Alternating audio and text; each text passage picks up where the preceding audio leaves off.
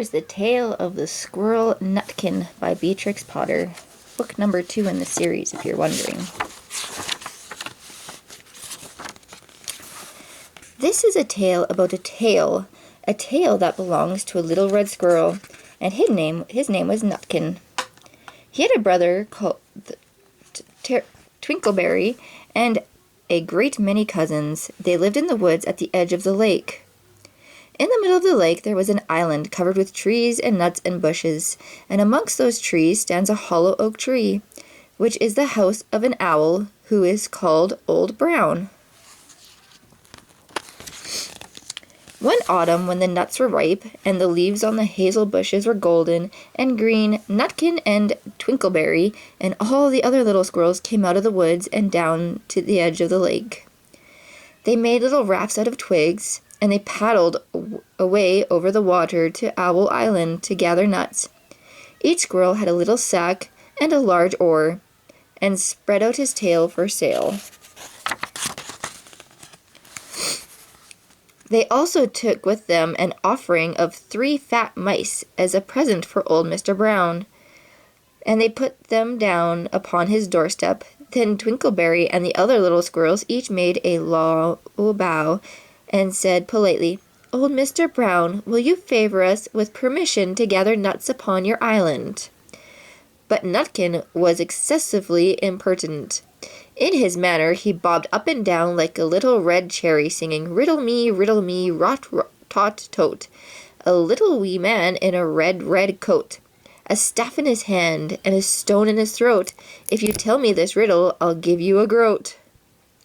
Now this riddle is as old as the hills. Mr. Brown paid no attention whatever to Nutkin. He shut his eyes obstinately and went to sleep. The squirrels filled their little sacks with the nuts and sailed away home in the evening.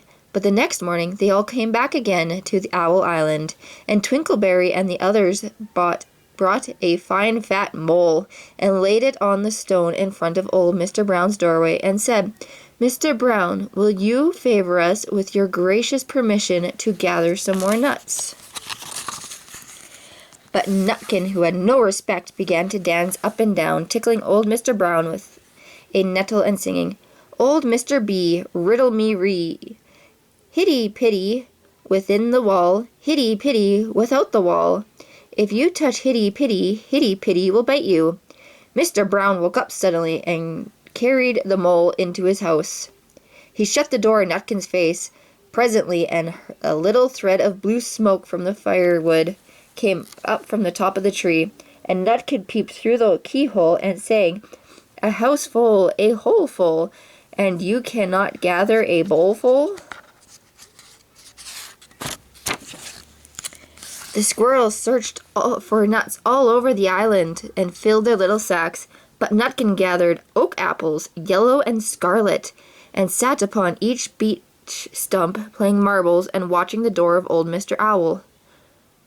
Brown. On the 3rd day the squirrels got up very early and went fishing. They caught 7 fat minnows and as a present for old Mr. Brown. They paddled over the lake and landed under a crooked chestnut tree on Owl Island.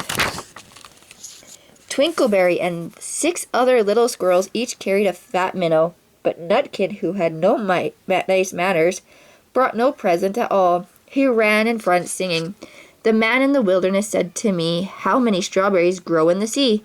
I answered him, as I thought good, 'As many red herrings as grow in the wood.'" But old Mr. Brown took no interest in riddles, not even when the answer was provided for him. On the 4th day the squirrels brought a present of 6 fat beetles, which were as good as plums in plum pudding for Old Brown. Each beetle was wrapped carefully in a dock leaf, fastened with a pine needle pin. But Nutkin sang as rudely as ever, "Old Mr. B, riddle me ree, flower of England, fruit of Spain, met together in a shower of rain, put me in a bag, tied around with string. If you tell me this riddle, I'll give you a ring." Which was ridiculous of Nutkin, because he had not got any ring to give old Brown. The other squirrels hunted up and down the nut bushes, But Nutkin gathered robin pincushions off a briar bush and stuck them full of pine needle pins. On the 5th day, the squirrels brought a present of wild honey. It was so sweet and sticky that they licked their fingers as they put it upon the stone. They had stolen it out of a bumblebee's nest on the tippity top of a hill.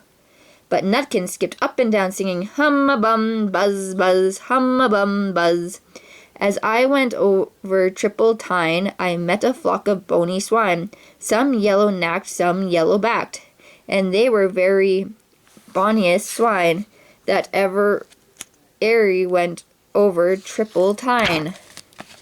Old Mr. Brown turned up his eye in disgust at the impertinence of Nutkin, but he ate up the honey. The squirrels filled their little sacks with nuts, but Nutkin sat upon a big flat rock and played ninepins with a crab-apple and green fir cones. On the 6th day, which was a Saturday, the squirrels came again for the last time. They brought a new laid egg in a little rush basket as a last parting present for Old Brown. But Nutkin ran in front, laughing and shouting, Humpty-Dumpty lies in the beck, with a white counterpane around his neck. 40 doctors and 40 wrights could not put Humpty Dumpty to rights. Now Mr. Brown took an interest in eggs. He opened one eye and shut it again, but he still did not speak. Nutkin became more and more impertinent. Old Mr. B, hickamore, on the king's kitchen door. All the king's horses and all the king's men couldn't drive hackamore off the king's kitchen door. Nutkin danced up and down like a sunbeam, but still old Mr. Brown said nothing at all. Nutkin began again. Arthur O'Bower has broken his band. He comes roaring up the land. The King of Scots, with all his power, cannot turn Arthur of the Bowers. Nutkin made a whirring noise to sound like the wind, and he took a running jump right onto the head of Old Brown. Then all at once there was a flutterment and a scufflement and a loud squeak. The other squirrels scuttered away into the bushes. When they came back very cautiously, peeping around the tree, there was Old Brown sitting on his doorstep, quite still, with his eyes closed, as if nothing had happened. But Nutkin was in his waistcoat pocket. This looks like the end of the story, but it isn't. Old Brown carried Nutkin into his house and held him up by the tail, intending to skin him, but Nutkin pulled so very hard that his tail broke in two, and he dashed up the staircase and escaped out the attic window. And to this day, if you met Nutkin up a tree and ask him a riddle, he will throw sticks at you and stamp his feet and scold and shout, "Cook, cook, cook, crackle."